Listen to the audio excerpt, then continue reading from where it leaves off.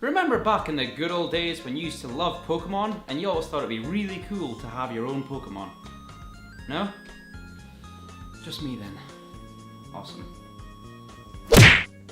Nevertheless, when I was younger, I was a huge fan of the Pokemon cartoon, anime, whatever title you want to address it by. We all know what I'm talking about. Watching Ash and friends on his crazy adventures, accompanied by his loyal sidekick Pikachu.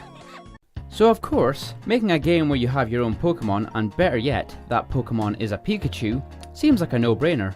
Then you play a game like Hey You Pikachu, and immediately you start to realise what a strange oddity of game design the concept of simply owning a Pokemon as a premise really is.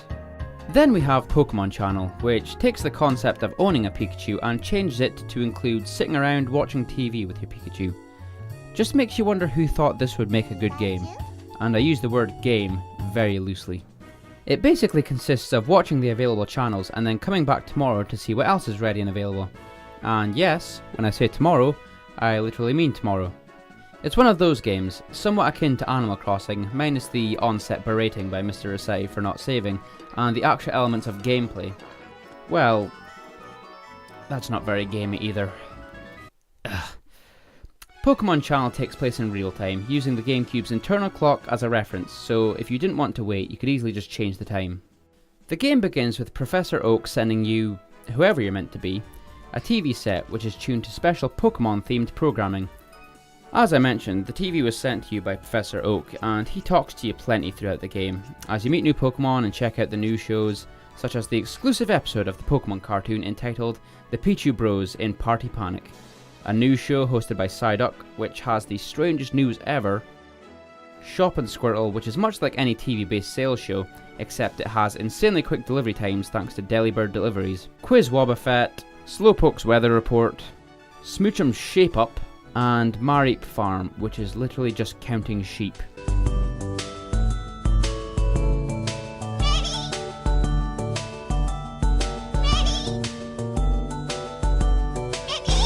That isn't all the channels you get, but as you can tell from the ones I've mentioned, it is certainly brimming with quality programming. Besides sitting around watching TV with Pikachu, you can take the bus to various parts of Mintail Town, where this game takes place, and interact with you let Pikachu interact with other Pokemon and various other things found in the game world, because that's pretty much what this game is really about. You just tell Pikachu what to do.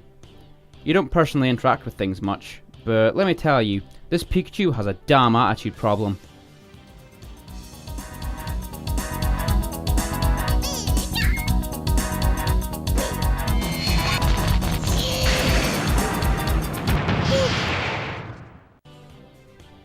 Cheeky little bastard.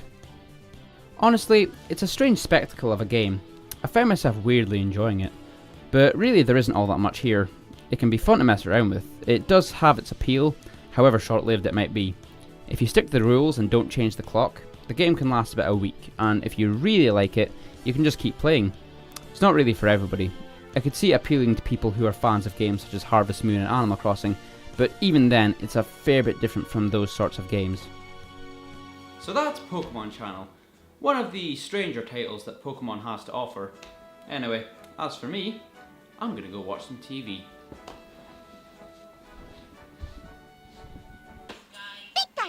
Hey! Whoa!